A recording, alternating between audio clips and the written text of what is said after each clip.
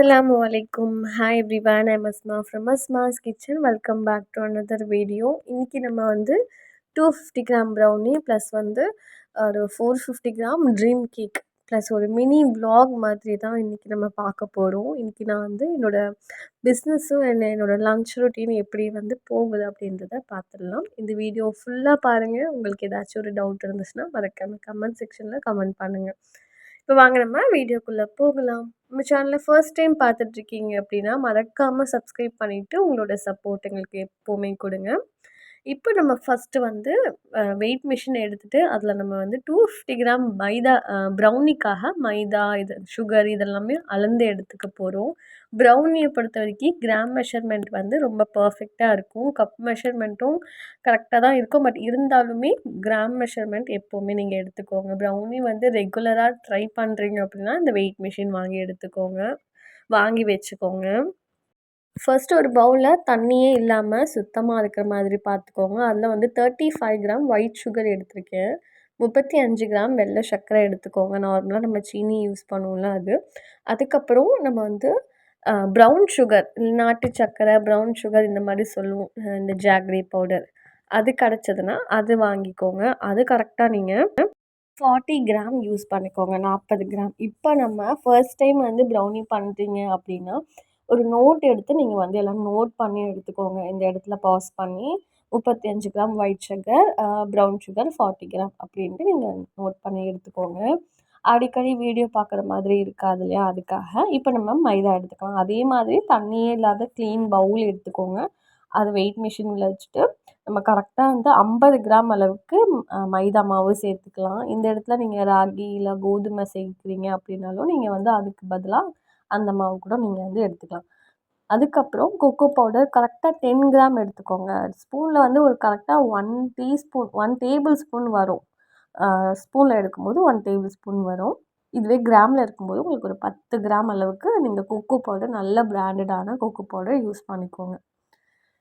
இப்போது கொக்கோ பவுடரும் மைதாவும் எல்லாமே வந்து ஒரு ஸ்பூன் வச்சு நல்லா மிக்ஸ் பண்ணி இதை நம்ம வந்து ஒரு சைடில் எடுத்து வச்சுக்கலாம். இப்போ நம்ம வந்து பட்டரும் கொக்கோ பவுடர் இருக்கு இல்லையா, ஸோ அதை வந்து நம்ம எடுத்து டபுள் பாயில் மெத்தடில் நம்ம பிளெண்ட் பண்ணி எடுத்துக்க போகிறோம். ஸோ அதுக்காக கரெக்டாக வந்து டார்க் சாக்லேட் 75 கிராம் எடுத்துக்கோங்க. டார்க் சாக்லேட்டு இது கூட பட்டர் வந்து கொஞ்சம் ரூம் டெம்பரேச்சரில் இருக்கிற மாதிரி பார்த்துக்கோங்க. ரொம்பவும் கட்டியாக இருக்குதுன்னா வேண்டாம். கொஞ்சம் நார்மலாக இருக்குது, ஓரளவுக்கு சில்னஸ் இருந்தாலும் பரவாயில்ல.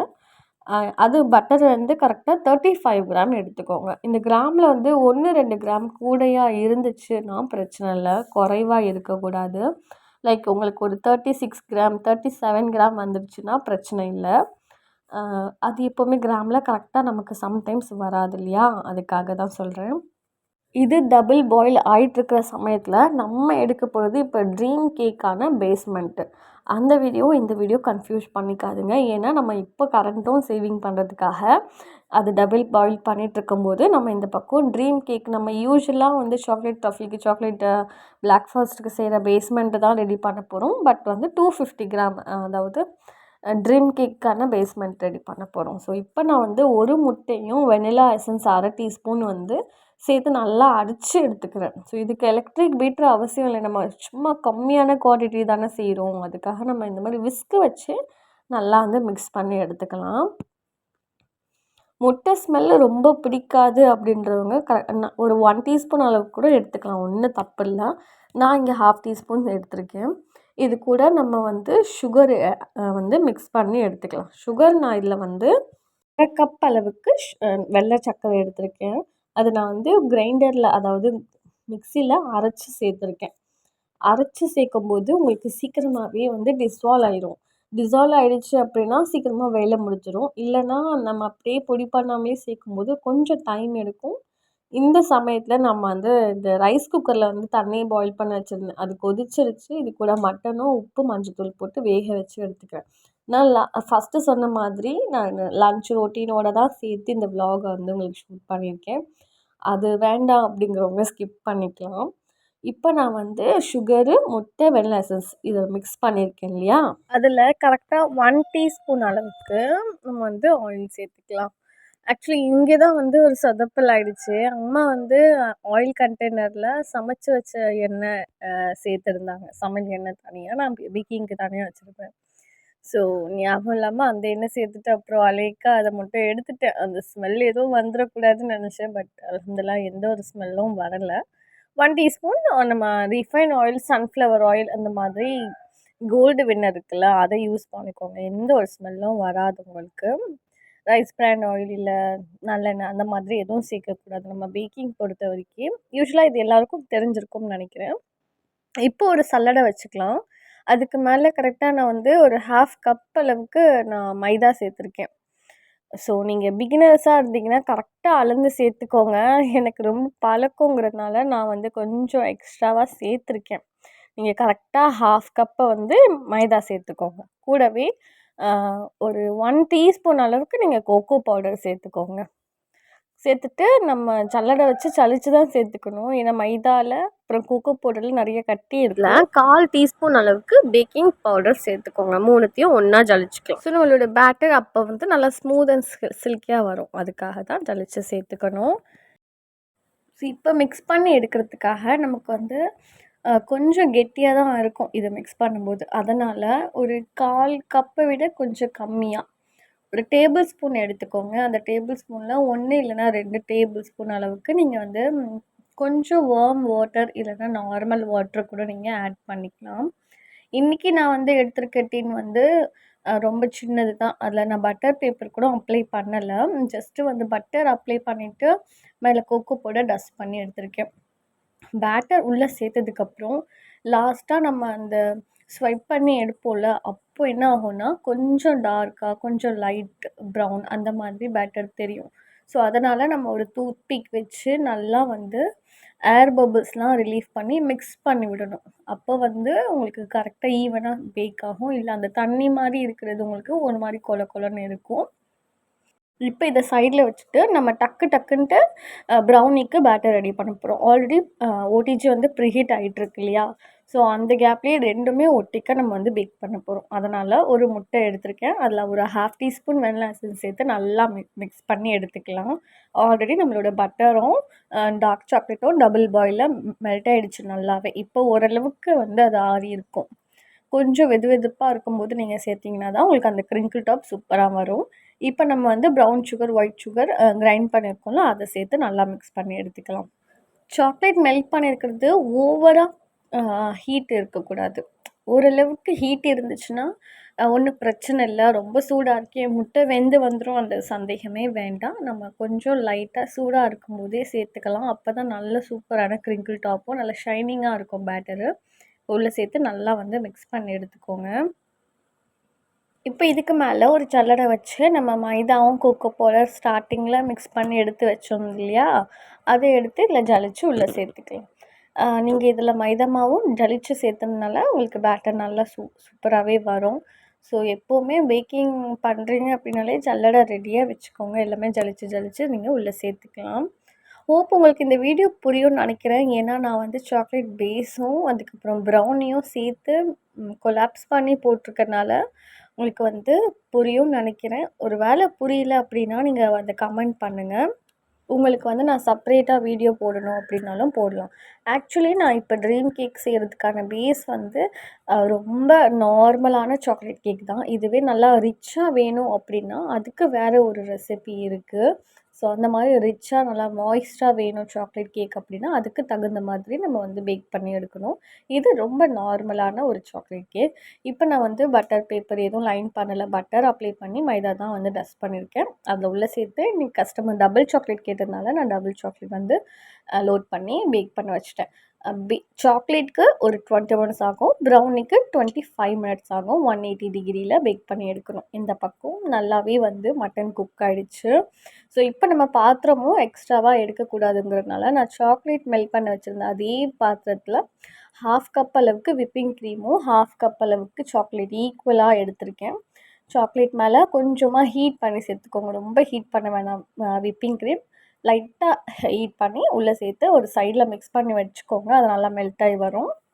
டபுள் பாயில் மெத்தடில் தான் நம்ம விப்பிங் க்ரீம் வந்து எப்போவுமே ஹீட் பண்ண வச்சுக்கோங்க. இந்த பக்கம் அதே பாத்திரத்தில் நான் இன்னும் ஒரு 1/2 கப் மில்க் காம்பவுண்டும், ஒரு துண்டு நான் டார்க் காம்பவுண்ட் சேர்த்து அதையும் தனியாக மெல்ட் பண்ண வச்சுருந்தேன். இந்த பக்கம் பார்த்தீங்கன்னா, நம்ம வந்து இந்த விப்பிங் க்ரீம் ஓப்பன் பண்ணதுக்கப்புறம் எப்படி அகெயின் ஸ்டோர் பண்ணணும் அப்படிங்கிறத தான் பார்க்க போகிறோம். ஃபஸ்ட்டு ஒரு கிளிப்பு நல்லா டைட்டான கிளிப்பு போட்டுக்கோங்க. போட்டதுக்கப்புறம் இந்த மாதிரி கிளிங்க் ரேப் இருக்கு இல்லையா, அந்த ரேப்பர் வச்சு 2, 3 தடவை ரேப் பண்ணிட்டீங்கன்னா, நீங்கள் இதை ஃப்ரிட்ஜில் ஸ்டோர் பண்ணும்போது நல்லா ஃப்ரெஷ்ஷாக இருக்கும். ஏன்னா நம்ம சம்டைம்ஸ் நான்வெஜ் இதெல்லாம் வைப்போம் ஃப்ரீசரில். அப்போ என்ன ஆகும்னா, அதோட ஸ்மெல்லெல்லாம் இதில் கொஞ்சம் கேப் இருந்தாலும் உள்ளே போயிடும். ஸோ அதனால் கெட்டு போகும் ரொம்ப சான்ஸ் இருக்குது. கெட்டு போகலை அப்படின்னாலும் ஒரு மாதிரி ஸ்மெல் வந்துடும். இப்போது குயிக்காக நம்ம வந்து ஒரு மட்டன் கறி பார்த்துக்கலாம். ரொம்ப டேஸ்ட்டாக இருக்கும். எங்கள் வீட்டில் எல்லாருமே இந்த மட்டன் கறிக்கு அடிக்ட் ஆகிட்டாங்க. ஒரு பாத்திரத்தில் எண்ணெய் சேர்த்துக்கோங்க. நீங்கள் எந்த குக்கரில் செய்கிறீங்களா, ப்ரெஷர் குக்கரோ ஒரு கடாயில் செய்கிறீங்களா, அந்த மாதிரி யூஸ் பண்ணிக்கோங்க. நல்லா ஒரு 2லேருந்து 3 டேபிள் ஸ்பூன் எண்ணெய் சேர்த்துட்டு, ஒரு சின்ன துண்டு பட்டை, 2 ஏலக்காய், 2 கிராம்பு, 1/2 டீஸ்பூன் சோம்பு, 1/2 டீஸ்பூனை விட கம்மியாக ஓமம் சேர்த்துக்கோங்க. இது நல்லா கொஞ்சம் வந்து ஃப்ரை ஆனதுக்கப்புறம் நல்லா ஒரு பவுல் ஃபுல்லாக சாப் பண்ணி வச்சுருக்க ஆனியன் சேர்த்துக்கலாம். இது ஒரு 1லேருந்து 3 ஆனியன் இருக்கும்னு நினைக்கிறேன். ஸோ அதை சேர்த்து உங்கள் கிரேவிக்கு தகுந்த மாதிரி நீங்கள் ஆனியன் சேர்த்துக்கோங்க. நல்லா கொஞ்சம் நிறைய பேர் சாப்பிட்றாங்க அப்படின்னா ஒரு நிறைய ஆனியன் சேர்த்துக்கலாம். இப்போ இதை நல்லா வந்து குக் பண்ண வச்சிடலாம். நல்லா இது கொஞ்சம் ப்ரௌனிஷ் கலரில் வரட்டும். ஆனியன் அங்கே வதங்குற வரைக்கும் நம்ம இங்கே வந்து ஒரு டிப்ஸ் பார்த்துக்க போகிறோம். இந்த சாக்லேட் கேக் சோக்கிங் பண்ணுறதுக்காக சுகர் சிரப் எப்போவுமே எல்லோரும் செய்வாங்க. பட் நான் எப்போவுமே இந்த மெத்தட் தான் ஃபாலோ பண்ணுறேன். சாக்லேட் கனாஷ்லேருந்து 1 டீஸ்பூனும், 2 டேபிள் ஸ்பூன் இல்லைனா 2 டீஸ்பூன் சுகரும், தண்ணி, இது 3த்தையும் நல்லா டிசால்வ் பண்ணி எடுத்துக்கோங்க. இது நீங்கள் சாக்லேட் சோக்கிங் பண்ணுறதுக்கு யூஸ் பண்ணுங்கள். பெட்டர் ரிசல்ட் கிடைக்கும். இந்த பக்கம் ஆனியன் நல்லா குக் ஆகிடுச்சு. இங்கே ஒரு டிப்ஸு சொல்கிறேன். நம்ம இஞ்சி பூண்டு பேஸ்ட்டு 2 டேபிள் ஸ்பூன் சேர்க்கணும். சேர்த்துட்டு ஒரு 1/4 கப் இல்லைனா 1/4 கப்பை விட கொஞ்சம் கம்மியாக தண்ணி சேர்த்து அந்த தண்ணி அப்சர்வ் ஆகிற வரைக்கும் இஞ்சி பூண்டை வதக்க விடுங்க. அப்போது உங்களுக்கு இஞ்சி பூண்டோட ஸ்மெல் வந்து வராது. நல்ல அரோமா கிடைக்கும். இப்போ 2 டேபிள் ஸ்பூன் இஞ்சி பூண்டு சேர்த்து நல்லா வதக்கிட்டு தண்ணி சேர்த்து 3 தக்காளி, 2 பச்சை மிளகா சேர்த்து நம்ம குக் பண்ணி வச்சுருக்கிற மட்டனை உள்ளே சேர்த்துட்டு நல்லா வந்து மிக்ஸ் பண்ணி எடுத்துக்கலாம். இப்போ மசாலா, மஞ்சத்தூள், மிளகாய்த்தூள், தனியாத்தூள், garam masala, black pepper powder, உப்பு, அதுக்கப்புறம் ஒரு 1/4 கப் தயிர். மெயினான இன்க்ரீடியண்ட் இதுதான். இந்த மசாலா தான் நான் எல்லா சமையலுக்கும் யூஸ் பண்ணுறேன். செம்ம டேஸ்ட்டாக இருக்குது மாஷால்லா. இது வந்து எங்கள் அம்மா சொல்லிக் கொடுத்த முருங்கைக்கீரை பவுடரு. இந்த முருங்கைக்கீரை பவுடர் வந்து ஜஸ்ட்டு முருங்கைக்கீரை மட்டும் இல்லாமல் இதில் நிறைய துவரம்பருப்பு, உளுத்தம் பருப்பு, அப்புறம் பெருங்காயத்தூள் என்னென்னமோ சேர்க்குறாங்க அவங்க. அதெல்லாம் சேர்த்து செஞ்சு கொடுக்குறாங்க. அது எல்லா சமையலுக்கும் மக்ரூனி செய்யும்போது கூட அது 1 டீஸ்பூன் சேர்த்தாலே போதும். டேஸ்ட்டு ரொம்ப சூப்பராக இருக்குது. இன்ஷால்லா ஒரு வாட்டி அவங்க செய்யும்போது நான் ரெசிபி வந்து ஷேர் பண்ணுறேன். இன்னும் வந்து ஷூட் பண்ணல எதுவுமே. இப்போது ஒரு 1/2 பவுல் அளவுக்கு நான் தயிர் சேர்த்துருக்கேன். தயிர் சேர்க்க விருப்பம் இல்லாதவங்க கோகனட்டை அரைச்சி சேர்த்துக்கலாம். நாங்கள் இப்போ அதிகமாக தயிர் சேர்த்து செய்கிறதுனால டேஸ்ட் நல்லாயிருக்கு. கோகனட்டை விட இது நல்லாயிருக்கு. இப்போ தண்ணி சேர்த்துட்டு ஒரு நல்ல கை நிறைய கொத்தமல்லி சேர்த்துக்கோங்க. உப்பு செக் பண்ணிவிட்டு நம்ம இதை க்ளோஸ் பண்ணிடலாம். இது க்ளோஸ் ஆகிறதுக்குள்ளே நம்ம அடுத்த நம்மளோட பேக்கிங் வேலை பார்த்துடலாம். இப்படி தான் சம்டைம்ஸ் எனக்கு ஆர்டர்ஸ் இருக்கும்போது 2த்தையும் நான் வந்து ஈஸியாக மேனேஜ் பண்ணிக்கிட்டுருக்கேன். ஆக்சுவலி இந்த ரைஸ் குக்கரை பற்றி நான் சொல்கிறேன். ஃபஸ்ட்டு நம்ம வந்து ட்ரீம் கேக்குக்காக கரெக்டாக வந்து ஒரு 300 கிராம் அளவுக்கு விப்பிங் க்ரீமும் அது கூட வந்து 1 டேபிள் ஸ்பூன் சாக்லேட் கனாஷ் சேர்த்து பீட் பண்ணி ஒரு லேயர் மாதிரி எடுத்து வச்சுக்கோங்க. இப்போ நம்ம வந்து கடகடன்ட்டு ட்ரீம் கேக்கு அசெம்பிள் பண்ணிடலாம். கேக்குக்கு 2 லேயராக ஃபஸ்ட்டு கட் பண்ணி எடுத்துட்டேன். ஒரு லேயர் நான் வந்து ஒரு பாக்ஸ் மட்டும் நான் கட் பண்ண போகிறேங்கிறதுனால, இன்னொரு லேயர் நான் வந்து தூளாக கட் பண்ணி இந்த மாதிரி பாக்ஸில் அரேஞ்ச் பண்ணி எடுத்துக்கிறேன். சோக்கிங் பண்ணுறதுக்கு அந்த சாக்லேட் சிரப் இருக்கு இல்லையா, அதை நான் யூஸ் பண்ணி சோக் பண்ணிக்கிறேன். இப்போ நம்மக்கிட்ட சாக்லேட் கனாஷும் ரெடியாக இருக்குது. அதுக்கப்புறம் விப்பிங் க்ரீம் ஒயிட் கலரில் இருந்துச்சுல, அதில் நம்ம சாக்லேட் கனாஷ் போட்டிருக்கோம்ல, அதுவும் ரெடியாக இருக்குது. ஸோ நீங்கள் வீடியோ எப்படி நான் செய்கிறேங்கிறத பார்த்து ஃபாலோ பண்ணிக்கோங்க. இப்போ நான் என்ன சொல்ல வந்தேன்னா, கொஞ்சம் வருஷத்துக்கு முன்னாடியே நான் இந்த ரைஸ் குக்கர் வந்து யூஸ் பண்ணிக்கிட்டே இருந்தேன். இந்த வீடு ஷிஃப்ட் ஆனதுக்கப்புறம் அதை அப்படியே மேலே போட்டு வச்சாச்சு. இந்த கேஸ் ப்ராப்ளம் எப்போ வந்துச்சோ அப்போ எடுத்தது தான். ஸோ அல்ஹம்துலில்லாஹ் நல்லா யூஸ் ஆகிக்கிட்டுருக்கு. இது வந்து கிட்டத்தட்ட 12 வருஷமோ இல்லை 10 வருஷமோ கரெக்டாக சரியாக தெரியல. என் கல்யாணத்துக்கு வந்த கிஃப்ட் இந்த ரைஸ் குக்கர். இன்னும் வரைக்கும் மாஷாஅல்லாஹ் ரொம்ப நல்லாவே போய்கிட்டுருக்கு அல்ஹம்துலில்லாஹ். ஸோ இதில் நான் எல்லாமே குக் பண்ணிக்கிறேன். எதுவுமே குக் பண்ணுறது இல்லைங்கிற மாதிரி இல்லை. டீ போடுறேன், பால் சூடு பண்ணுறேன், எல்லாமே குக் பண்ணிகிட்ருக்கேன். ரொம்ப யூஸ்ஃபுல்லாக இருக்குது. இப்போ இருக்கிற கேஸ் ப்ராப்ளம்னால கொஞ்சம் இது மாதிரி வந்து ரொம்ப யூஸ்ஃபுல்லாக இருக்குது. ஆனால் இந்த பிரச்சனைலாம் கொஞ்சம் சீக்கிரமாகவே வந்து சரியாகணுன்ட்டு அல்லாஹ்கிட்ட எல்லாருமே துவா பண்ணிக்கோங்க. இந்த நாட்டோட வார் எப்போ ஸ்டார்ட் ஆச்சோ அப்போத்துலேருந்தே ஒரு மாதிரி பக்கு பக்குன்ட்டு தான் இருக்குது. எப்போ என்ன பிரச்சனை வரும்னே தெரியாது, அந்த மாதிரி தான் இருக்குது. அண்ட் ரொம்ப வந்து இந்த கேஸ் ப்ராப்ளம் அது இதுன்ட்டு சொல்லும்போது இன்னும் என்னெல்லாம் வரப்போகுதோ அல்லாஹ்வே அப்படின்ற மாதிரி தான் இருக்குது. முடிஞ்ச வரைக்கும் முஸ்லீம்ஸாக இருக்கட்டும், நான் முஸ்லீம்ஸாக இருக்கட்டும், எல்லாருமே அவங்கவுங்க அல்லாஹ்கிட்ட நீங்கள் ப்ரே பண்ணிக்கோங்க இதெல்லாம் சீக்கிரமாக சரியாயிடணும் அப்படின்ட்டு. நாங்களும் ரொம்ப துவா பண்ணிகிட்ருக்கோம் இங்கே. அண்ட் ஃபைனலாக பார்த்திங்கன்னா, நான் ஆக்சுவலி அந்த ஒயிட் கலர் க்ரீம் சேர்த்ததுக்கப்புறம் தான் நான் சாக்கோ சிப் போடணும்னு நினச்சேன், மறந்துட்டேன். ஸோ அதனால் நான் வந்து இப்போ கனாஷ் போட்டதுக்கப்புறம் நான் வந்து சாக்கோ சிப் சேர்த்துக்கிறேன். சாக்கோ சிப் சேர்த்துக்கலாம், இல்லை பாதாம் சேர்த்துக்கலாம், கேஷ்யூ நட் சேர்த்துக்கலாம். கஸ்டமர் எந்த மாதிரி உங்கள்கிட்ட டிமாண்ட் பண்ணியிருக்காங்க, எது அவங்களுக்கு கஸ்டமைஸ் பண்ணியிருக்காங்களோ, இல்லை அவங்க பட்ஜெட்டுக்கு ஏற்ற மாதிரி நீங்கள் இதை கஸ்டமைஸ் பண்ணி இதை நீங்கள் செஞ்சு கொடுக்கலாம். நல்லா ரிச்சாக வேணும் அப்படின்னு கேட்கும்போது நல்லா ரிச்சாக செஞ்சு கொடுக்கலாம். இல்லை 2 லேயர் போதும், இந்த அளவுக்கு போதும், இந்த பட்ஜெட்குள்ளே போதும் அப்படின்னு சொல்லுவாங்க சில கஸ்டமர். அதுக்கு ஏற்ற மாதிரி நம்ம ரெடி பண்ணி கொடுக்கலாம். நான் ஒரு 1/2 கப்பு விப்பிங் க்ரீமும், 1/2 கப்பு சாக்லேட் கனாஷ் எடுத்திருந்தேன் இல்லையா, அது எனக்கு கரெக்டாக ஒரு 200 கிராம் ட்ரீம் கேக்கும் 250 கிராம் ட்ரீம் கேக் செய்கிறதுக்கு கரெக்டாக இருந்துச்சு. இப்போ நான் வந்து சாக்லேட் 3/4 கப் வந்து மில்க் காம்பவுண்ட் கூட ஒரு ஜங்க்கு வந்து டார்க் சாக்லேட் போட்டு மெல்ட் பண்ணியிருந்தேன் இல்லையா, அதுதான் இப்போ நம்ம வந்து சேர்க்க போகிறோம். ஒரேடியாக எடுத்ததும் மொத்தமாக சேர்த்துட்டோன்னா ஒரு இடத்துல நல்லா வந்து திக்கான லேயராகவும், இன்னொரு இடத்துல தின்னான லேயராக வந்துடும். ஸோ குட்டியான மூடியில் நீங்கள் அளந்து எடுத்து போட்டுக்கோங்க. அப்போ தான் போரிங் கன்சிஸ்டன்சியில் உங்களுக்கு வரும். வீடியோ ரொம்ப லென்த்தியாக இருக்குது. இந்த அளவுக்கு இவ்வளோ தூரமாக வீடியோ பார்த்து தெரிஞ்சுக்கிட்டு இருக்கீங்க அப்படின்னா ரொம்ப ரொம்ப நன்றி. கடைசியாக பார்த்தீங்கன்னா, இதை ஃப்ரிட்ஜில் வச்சு செட் பண்ணி தான் நான் பண்ணிகிட்ருக்கேன். அதை வேறு நான் சொல்கிறேன். ஒரு லேயர் நீங்கள் வச்சதுக்கப்புறம் ஃப்ரிட்ஜில் வந்து ஒரு 20 மினிட்ஸ் செட் பண்ணிவிட்டு லாஸ்ட்டாக கோகோ பவுடர் டஸ்ட் பண்ணி எடுத்துட்டீங்க அப்படின்னா, உங்கள் ட்ரீம் கேக் ரொம்ப சூப்பராக ரெடி ஆயிடும். பார்க்கவே நல்லா ரிச்சாக இருக்கும். இது சாப்பிட்டோம்னா அதை விட ரிச்சாக இருக்கும். கண்டிப்பாக பிரேக் பண்ணி சாப்பிட்றது தான் ட்ரீம் கேக் இல்லையா? ஸோ எல்லாத்துக்குமே ஸ்டிக்கர் போட்டுட்டேன். பேலன்ஸ் வந்து இந்த சாக்லேட் கேக் பண்ணேன் இல்லையா ட்ரீம் கேக்குக்கு, அதை வச்சு நான் கேக் பாப்சிக்கலும் ரெடி பண்ணிட்டேன். இன்றைக்கி தெரு ஆர்டர்ஸில் இருந்துச்சு இல்லையா, சாக்லேட்லாம் பேக் பண்ணி எல்லாமே சூப்பராக ரெடி ஆயிடுச்சு. இதெல்லாம் முடிச்சுட்டு தான் நான் வந்து கீ ரைஸ் பண்ணேன்.